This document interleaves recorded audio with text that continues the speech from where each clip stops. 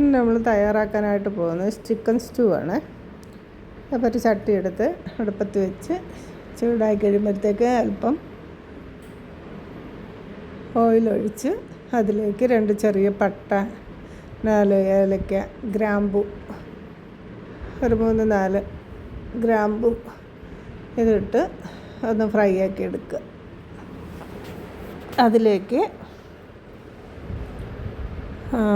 നമ്മൾ അരിഞ്ഞു വെച്ചിട്ടുള്ള ഇഞ്ചി ഇട്ട് കൊടുക്കുക, വെളുത്തുള്ളി ചെറുതായിട്ട് അരിഞ്ഞത്, പച്ചമുളക് അരിഞ്ഞത്, ഇതെല്ലാം കൂടെ ഒന്ന് വഴറ്റിയെടുക്കണം.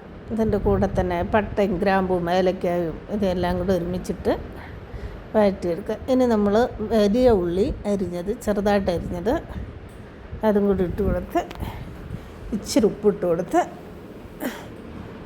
ഒരു ഗോൾഡൻ നിറമാകുന്നിടം വരെ വഴറ്റി എടുക്കണം. നല്ലപോലൊക്കെ വഴന്ന് വന്നിട്ടുണ്ട്. ഇനി നമുക്കിതിലേക്ക് കഴുകി വെച്ചിട്ടുള്ള 1 കിലോ ചിക്കനാണ് എടുത്തിട്ടുള്ളത്. ഒരു മുറി നാരങ്ങയുടെ നീരും കൂടെ ഒഴിച്ച് ഇച്ചിരി ഉപ്പും ഇട്ട് നല്ലപോലൊക്കെ വഴറ്റി ഈ ചിക്കൻ്റെ പച്ച നിറമൊക്കെ പോയി ഒന്ന് വെള്ള കളറായി ബലം പിടിച്ച് വരും. അതുവരെ ഇതൊന്ന് വഴറ്റിയെടുക്കണം.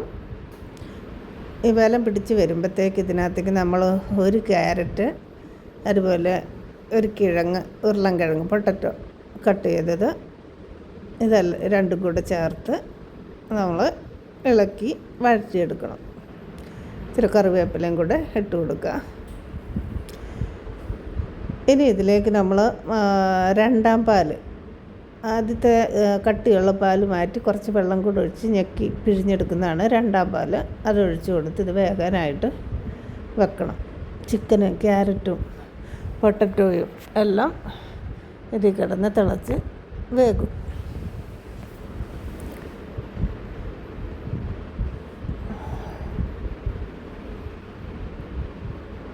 ഇപ്പോൾ ഏറെക്കുറെ ഇത് ചിക്കനും ക്യാരറ്റും ഇതുമൊക്കെ വെന്ത് വന്നിട്ടുണ്ട്. ഏറെക്കുറെ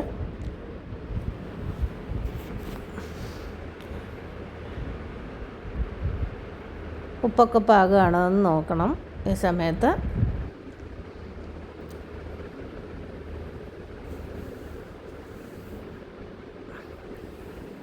ജസ്റ്റ് ഒന്ന് ഇളക്കി കൊടുക്കുക.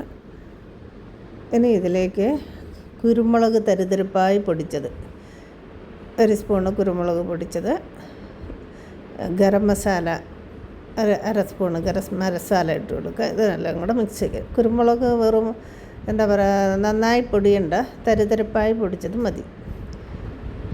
ഇനി ഇതിലേക്ക് നമ്മൾ നേരത്തെ എടുത്ത് വെച്ചിട്ടുള്ള 1ാം പാല്, ആ കട്ടിയുള്ള പാല് ഇതിലേക്ക് ചേർത്ത് കൊടുക്കുക. ഇനി ഇത് തിളപ്പിക്കണ്ട, നല്ല പോലക്ക് ആവി വന്നാൽ മതി. ഇളക്കി കൊടുത്തുകൊണ്ടിരിക്കണം. തിളച്ച് കഴിയുമ്പോൾ ഈ തേങ്ങാപ്പാൽ പിരിഞ്ഞു പോകും.